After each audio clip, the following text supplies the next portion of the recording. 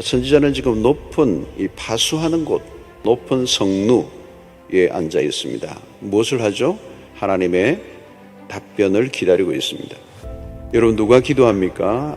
하나님이 답이라는 믿음을 가지고 있는 사람, 하나님에게 기대를 거는 것, 그게 믿음입니다. 하박국은 지금 하나님에게 초점을 맞추고 있습니다. 채널이 고정되어 있어요. 다른 채널을 보지도 않습니다. 하나님의 말씀만을 기다리고 있다. 그가 기대하는 것은 오직 말씀입니다. 하나님의 말씀만이 지금 중요한 것이도 다른 소리들은 도움이 되지 않아요. 인간이 남긴 명언들은 감동을 주기도 하지만 그것에 절대적 권위가 있는 것은 아닙니다. 하나님의 말씀은 절대적 권위가 있습니다. 하나님의 말씀보다 더 우위에 있을 수 있는 권위는 아무것도 없습니다.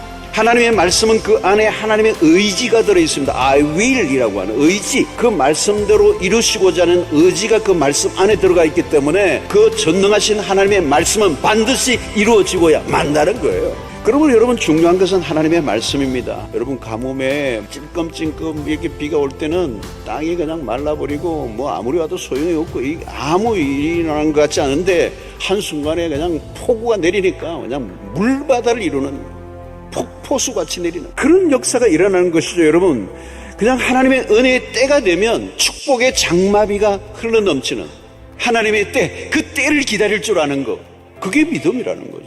왜?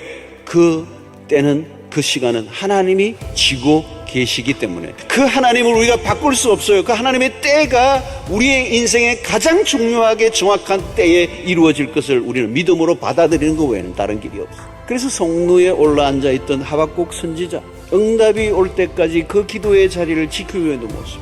여러분, 이 장면이 오늘 우리가 가져야 될 장면이에요. 정말 암울하고 아무것도 보이지 않는 답답한 심정으로 그 파수하는 곳에 그 성루에 올라앉아 서서 여호와의 말씀을 기다리고 있는 것이죠.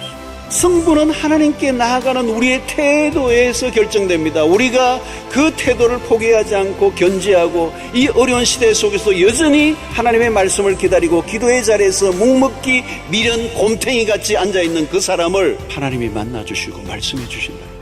하나님은 우리의 기도를 들으십니다. 하나님은 응답하십니다. 하나님은 말씀하십니다. 그리고 그 말씀은 반드시 때가 되면 이루십니다. 이것이 우리의 믿음의 고백이 되어야 될 줄로 믿습니다.